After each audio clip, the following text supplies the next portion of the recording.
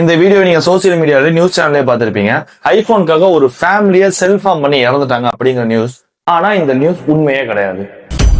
மலை உச்சியில ஒரு பையன் கிட்ட நான் கீழே விழ போறேன்னு சொல்லிட்டு மிரட்டுறப்போ அவங்க அப்பா தடுக்க வந்தப்போ அவரையும் சேர்த்து கீழே விழுந்து பின்னாடியே அவங்க அம்மா கீழே விழுற மாதிரி ஒரு வீடியோ தான் சோசியல் மீடியால போயிட்டு இருந்தது. அதுக்கு பின்னாடி அந்த பையன் ஐபோன் கேட்டு மிரட்டினா அப்படிங்கிற மாதிரியான தகவல் வந்துட்டு இருந்துச்சு.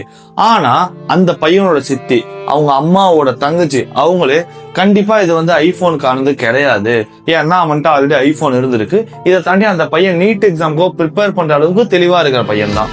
இதை சொன்னது நான் இல்ல, அந்த பையனோட சித்தி, அவங்க அம்மாவோட தங்கச்சி. இதை தாண்டி அந்த பையனோட மாமா, குணலோட மாமா என்ன சொல்றாருன்னா, குணல் வெறும் ஐபோனுக்காக இந்த மாதிரி பண்ணி செல்ஃபார்ம் பண்ணிக்கிற பையன் கிடையாது, இதுக்கு பின்னாடி வேற ரீசன் இருக்கு, தயவு செஞ்சு இதுக்காக தான் அந்த குடும்பம் செல்ஃபார்ம் பண்ணிக்கிட்டு சொல்லிட்டு ஷேர் பண்ணாதீங்க அப்படின்னு அவங்க மாமாவே சொல்லியிருக்காரு.